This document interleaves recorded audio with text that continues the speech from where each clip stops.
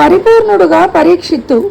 తండ్రి అభిమన్యుడు అసూలు బాసిన ఆత్మీయుల అండతో శ్రీకృష్ణ పరమాత్ముడి ఆశీస్సులతో పరీక్షిత్తు సద్గుణ సంపన్నుడిగా ఎదుగుతూ ఉన్నాడు.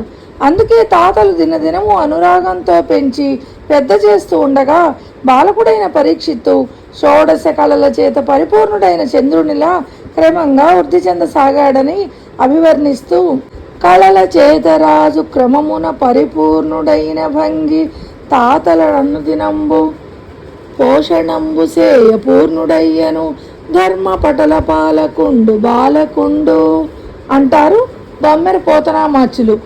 ఇలా బిడ్డలు ప్రయోజకులుగా ఎదుగుతూ ఉంటే కన్నవారికి కన్నుల పండుగగా ఉంటుంది. బలరాముడిని వర్ణిస్తూ వాల్మీకి మహర్షి కూడా తేషాం కేతురివ జ్యేష్ఠ రామోరతికరపితు బభూవ భూయో భూతానాం స్వయం భూరివ సమ్మతః. రాజకుమారులలో పెద్దవాడైన శ్రీరాముడు ధ్వజ పతాకంలా వంశ ప్రతిష్టను ఇనుమడింపచేయుచు తండ్రికి మిక్కిలి సంతోషాన్ని కలిగిస్తున్నాడు. సమస్త ప్రాణులకు శ్రీ మహావిష్ణువులా ఎంతో ప్రేమపాత్రుడయ్యాడని పొంగిపోతాడు. వేరు తీర్థమ్ములవనిపై వెతకనేలా. ఆ పైన పాండవాగ్రజుడు అశ్వమేధ యాగం చేయాలనుకున్నాడు. దాయాదులైన దుర్యోధనాదులను రణరంగంలో తుదముట్టించినందుకు పాప పరిహారంగా తలపెట్టిన ఈ యజ్ఞానికి శ్రీకృష్ణ భగవానుణ్ణి బంధు సమేతంగా ఆహ్వానించాడు. అంతేకాకుండా ఆ ధర్మనందనుడు పురుషోత్తముడైన ఆ పరమాత్ముడిని యజ్ఞ పురుషుడుగా భావించి 3 యజ్ఞాలు ఆచరించాడు.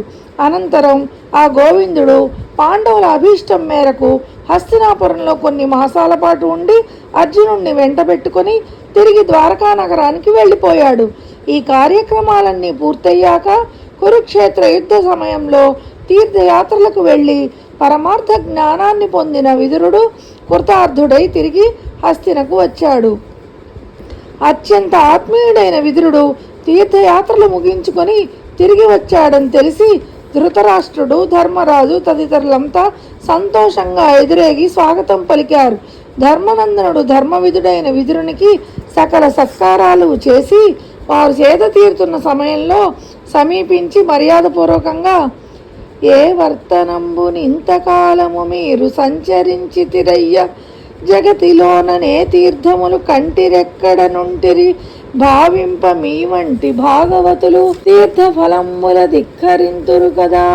మీ ఎందు విష్ణుండు మెరయకతన మీరు తీర్థమ్ములు మీకంటే మిక్కిలు తీర్థంబులున్నవే తెలిసి చూడ పేరు తీర్థంబులవనిపై వెదకనేలా మిమ్ము పొగడని భాషించు మేలు చాలు వార్తలేమండ్రు లోకులు వసుధలోన మీకు సర్వము నెరిగడి మీద కలదు.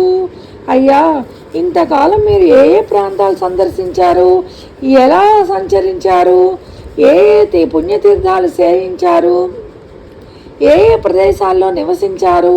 మీ వంటి పరమ భాగవతోత్తములకు తీర్థముల ఆవశ్యకత లేదు కదా. మీలో భగవంతుడు ప్రకాశమానమై ఉన్నాడు కనుక మీ అందే సమస్త పుణ్యతీర్థాలు కలవు. ఆలోచించి చూస్తే మిమ్మల్ని మించిన పుణ్యతీర్థాలు పుడమిలో ఎక్కడ ఉన్నాయి? మీ వంటి మహాత్ములను దర్శించి సంభాషించే అదృష్టం అబ్బితే చాలదా? వేరే తీర్థాల కోసం వెతకవలసిన పనేముంది? మీరు సర్వజ్ఞులు, వివేకవంతులు, ఉన్న చోట నుండే లోకంలో ఉన్న విశేషాలన్నీ తెలుసుకోగలవారు అన్నాడు.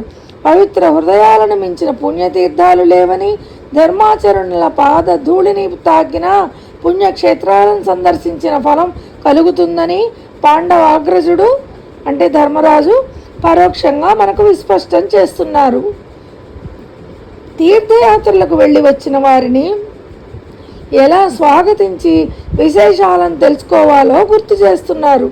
పవిత్రమూర్తులే పుణ్యతీర్థాలు. మహాపురుషుల సాన్నిధ్యం కంటే తీర్థస్థలం మరొకటి లేదు. జితేంద్రులై జీవితాన్ని సాధనకే అంకితం చేసిన పవిత్రమూర్తులు ఎక్కడ నడయాడితే అదే పుణ్యతీర్థంగా భాసిస్తుంది. భవిష్యత్తులో అదే ఓ మహాక్షేత్రమై రాబోయే తరాలను ఆకర్షిస్తుంది. అందుకే ధర్మానుష్ఠాన పారీణులైన మహానుభావులను దర్శిస్తూ ఉంటే, వారి భాషణలను ఆలకిస్తూ ఆచరణలో పెడుతూ ఉంటే మనకు కోటి పుణ్యతీర్థాల్లో స్నానం చేసిన ఫలం దక్కుతుంది. స్థిరంగా ఓ ప్రదేశంలో ఉంటూనే సాధనతో ఎంతో ఆధ్యాత్మికత ప్రగతిని సాధించవచ్చు.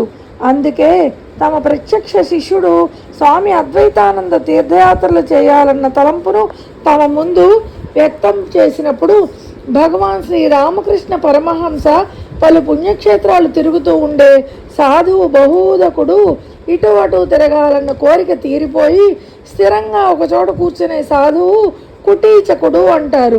ఇలా బహూదకుడు స్థాయి నుంచి కుటీచకుడు స్థాయికి ఎంత త్వరగా రాగలిగితే అంత త్వరగా ఆధ్యాత్మిక పరిణతి సాధ్యపడుతుంది. ఆ స్థితికి చేరుకోవడానికి సద్గురువులను మహిమాత్ములను ఆశ్రయించాలి. అందుకే భగవాన్ శ్రీ రామకృష్ణులు భౌతికంగా జీవించి ఉన్న రోజుల్లో ఓ పరమ భక్తుడు కలకత్తా వాసులు అవివేకులు కౌస్తుభమణిని పక్కన పెట్టుకొని సాధారణ మనుల కోసం వెతుకుతున్న అమాయకుల్లా అవతార పురుషుణ్ణి సమీపంలో పెట్టుకొని ఎక్కడెక్కడో పుణ్యక్షేత్రాలు తిరిగి వస్తూ ఉంటారు అనేవాడు. ధర్మరాజు విదురుణ్ణి ప్రస్తుతిస్తూ మీ యందు విష్ణుండు మెరయ కథన మీరు తీర్థమ్ములు అంటున్నాడు. అంటే నిర్మలమైన వారి మనస్సులోనే ఆ భగవంతుడు కొలువై ఉంటాడని కొనియాడుతున్నాడు. అందుకే ద్వాపరయుగంలో సాక్షాత్తు భగవానుడైన శ్రీకృష్ణుడు విదురుడిని అవి ఆత్మబంధువుగా భావించాడు. రాయబార సమయంలో దుర్యోధనాదులు రాచ మర్యాదలతో ఆతిథ్యానికి ఆహ్వానించిన ఆయన నిరాకరించాడు. నేను తినదగినది ఒక్క సత్పురుషులు పెట్టే భోజనమేనని నా నిశ్చయం అంటూ విదురునికి గృహానికి వెళ్ళిపోతాడు. ప్రేమతో పెట్టిన అల్పాహారాన్నే అమిత ప్రీతితో స్వీకరిస్తాడు. పరోక్షంగా పరమాత్మ భక్తుడి వైభవాన్ని కాకుండా అతని నిర్మల చిత్తానికే ఎక్కువ ప్రాధాన్యత ఇస్తాడని ఇక్కడ రుజువు చేశాడు. ఇలా భక్తుడైన వారి హృదయాలనే తమ కోవెలలుగా చేసుకొని భగవంతుడు కొలువుంటాడు. అందుకే భాగవతోత్తములైన వారిని సేవించుకోవడం భగవంతుడిని సేవించడంతో సమానం అవుతుంది. మహాభక్తులు యాత్రాస్థలాలకే పావనత్వాన్ని ప్రసాదిస్తారు. వారి పాద స్పర్శ చేత పుణ్యతీర్థాలు మరింత మహాత్మ్యాన్ని సంతరించుకుంటాయి. అలాంటి మహానుభావులు తమ భక్తి బలంతో సాధనా సంపత్తితో ధార్మిక గ్రంథాలకు ప్రామాణికతను తీసుకొని వస్తారు. తపోభూమే తీర్థస్థలి. మహానుభావులు మానవాళి ఉద్ధరణ కోసం శరీరాన్ని దాల్చి సాధనలు ఒనర్చి ఆ ఫలాన్ని మనందరికీ మిగిల్చి వెళతారు. భౌతికంగా వారు మన మధ్య లేకపోయినా ఆ పుణ్యఫలం మనందరినీ ప్రభావితం చేయడమే కాకుండా పరిరక్షిస్తూనే ఉంటుంది. అలాంటి వారు తదేక దీక్షతో ఎక్కడో కొండల్లోనో కోణల్లోనో కూర్చొని ఉన్న సకల ప్రపంచాన్ని తమ జ్ఞాననేత్రంతో వీక్షించగలరు. అందుకే ధర్మనందనుడు తన పినతండ్రితో మీకు సర్వంబు నెరగడి మేధ కలదు అన్నాడు. పాండురాజు కన్ను మూసిన తర్వాత కౌరవులు పాండవులను ఎన్నో బాధలు పెట్టారు. సర్పాల చేత కరిపించారు, విషాన్నం తినిపించారు, ఇంటికి నిప్పంటించారు. ఆ సమయంలో కుంతీదేవిని పాండవులను మృత్యువాత పడకుండా విదురుడే అత్యంత అనురాగంతో రక్షించాడు. కష్టాల నుండి వారిని గట్టెక్కించాడు విదురుడు. ధృతరాష్ట్రుడు, దుర్యోధనుడు, శకుని తదితరులు ఎంత ప్రలోభ పెట్టినా విదురుడు వారి వైపు వెళ్ళలేదు. ధర్మాన్ని న్యాయాన్ని నమ్ముకున్న పాండవులకే తన మద్దతు తెలిపాడు. దాసి కొడుకైన రాజభాగాల కోసం కక్కుర్తి పడలేదు. అందుకే ఆ పుణ్యమూర్తి పాదజలాన్ని ధర్మరాజు తన తలపై చల్లుకుంటూ పక్షులు తమ రెక్కలలో పక్షంబులు రాని పిల్ల పదవుల మమతన్ రక్షించిన క్రియమీరలు పక్షీకరణంబు సేయ బ్రతికితిమి కదే. రెక్కలు రాని తమ పసికందుల్ని రెక్కల్లో దాచుకొని మమాకారంతో రక్షించే పక్షుల విధంగా మీరు ఎంతో దాక్షిణ్యంతో మా పక్షం వహించి మమ్మల్ని రక్షించారని పాదాభివందనం చేశాడు. మదించింతింపు ధాత్రీశ్వర. ఇలా తీర్థక్షేత్రాలకు సమానుడైన విదురుడు కురుక్షేత్ర రణరంగాన్ని కళ్ళారా చూడలేక పుణ్యతీర్థాలన్నీ సందర్శించి వచ్చాడు. కనుల ముందే అన్న కొడుకులైన కౌరవులు పాండవులు కుత్తుకలు తరుక్కోవడానికి సిద్ధపడుతూ ఉంటే తట్టుకోలేక భారమంతా భగవంతుడైన శ్రీకృష్ణ పరమాత్ముడిపై వదిలేశాడు. యుద్ధం ముగిశాక పాండవుల పట్టాభిషేకం అనంతరం రాజ్యంలోకి ప్రవేశించి ధర్మరాజాదులచే స్వాగత సత్కారాలు అందుకొని తీర్థ విశేషాలన్నీ వారికి వినిపించాడు. అనంతరం విదురుడు అన్నావదినలు ధృతరాష్ట్రుడు గాంధారీదేవి అంతఃపురంలోకి అడుగుపెట్టాడు. వారు పాండవులు సమకూర్చిన అంగనా జనాలు, ఆనంద భవనాలు, అందాల వనాలు తదితర భోగభాగ్యాలతో మునిగి తేలుతూ ఉన్నారు. ఆ వయస్సులోనూ అంత వైభోగాలను అనుభవిస్తూ పారమార్థికత ప్రసక్తినే మర్చిపోయిన ఆ వృద్ధ దంపతులను చూసి ధర్మస్వరూపుడైన విదురుడు ఇలా అంటున్నట్టు: కనకాగార కళత్రమిత్ర సుత సంఘాతంబులన్ ముందటం గని ప్రాణేచ్ఛల నుండు జంతువులనే కాలంబు దుర్లంఘ్యమై అనివార్య స్థితి చంపునట్టి నిరుపాయంబైన కాలంబు వచ్చెను పాతంబున మారు దీనికి మదించింతింపు ధాత్రీశ్వర. రాజా, ప్రపంచంలోని మానవులు బంగారు భవనాలను, పుత్రమిత్ర కళత్ర పరివారాలను నిరంతరం ఎదురుగా చూసుకుంటూ ప్రాణాల మీద ప్రీతిని పెంచుకుంటూ ఉంటారు. అయితే దుర్నివారమైన కాలం వాళ్ళని చంపి తీరుతుంది.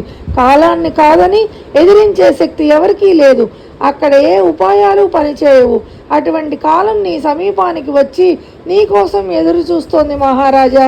దీనికి ప్రతిక్రియ ఏదైనా ఆలోచించమని హితవు పలికాడు.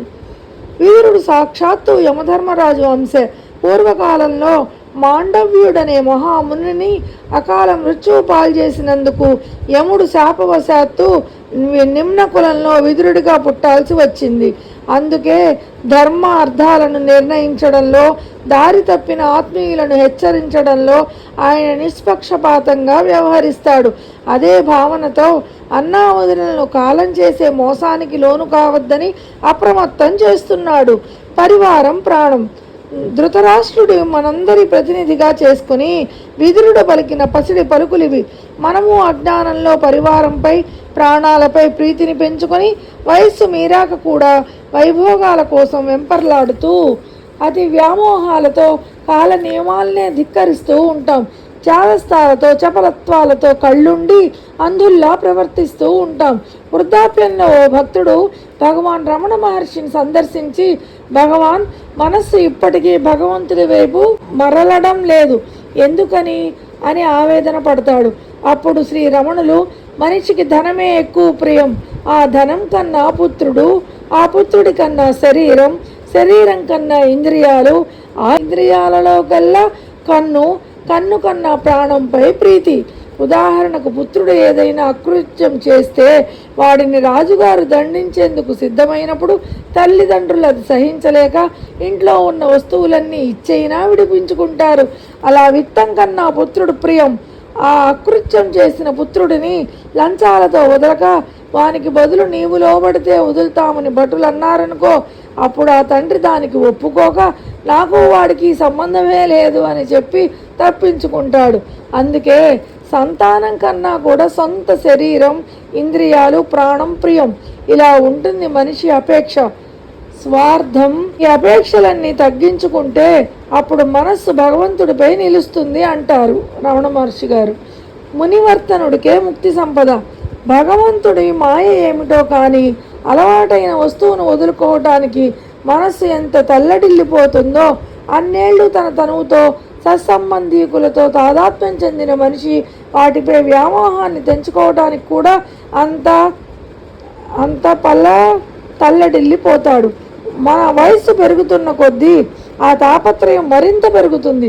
యుక్త వయసులో కన్నా వార్ధక్యంలో దేహ చింతన ఎక్కువ. అందుకే చాలామంది ఆ వయసులో శరీరానికి ఏమాత్రం అనారోగ్యం కలిగినా విలవిల్లాడిపోతారు. ఈ దుస్థితి నుంచి బయటపడేందుకు విదురుడు ప్రత్యక్షంగా అన్నకు, పరోక్షంగా మనకు కొన్ని సూచనలు ఇస్తూ ఇలా పలికారు: దేహము నిత్యము కాదని మోహము తెగకోసి సిద్ధము నివర్తనుడై గేహము వెలువడు నరుడు ఉత్సాహముతో చెందు ముక్తి సంపదననగా. ఈ దేహం నిత్యం కాదన్న సత్యం తెలుసుకుని దేహం మీద వ్యామోహం తెంచుకుని యోగ్యమైన వైరాగ్య మార్గంలో ఉత్సాహంగా ముందుకు అడుగు వేసేవాడే మోక్షలక్ష్మికి కైవసం చేసుకోగలుగుతాడని స్పష్టం చేస్తాడు. ఇలా దేహంపై ధ్యాస తగ్గించుకుంటూ వస్తూ ఉంటే ముక్తి కన్నా ముందు మనం ప్రశాంతంగా ఉండగలం, చుట్టుపక్కల వారిని ప్రశాంతంగా ఉంచగలం.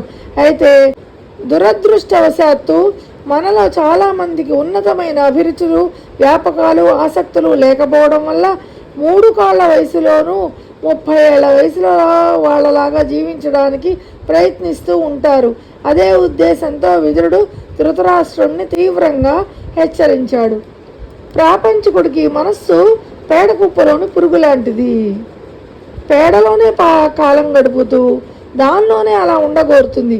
ఎవరైనా దానిని తీసి తామర పువ్వులో ఉంచితే ఆ పువ్వు వెదజల్లే కమ్మని సువాసనను భరించలేక అది చస్తుంది.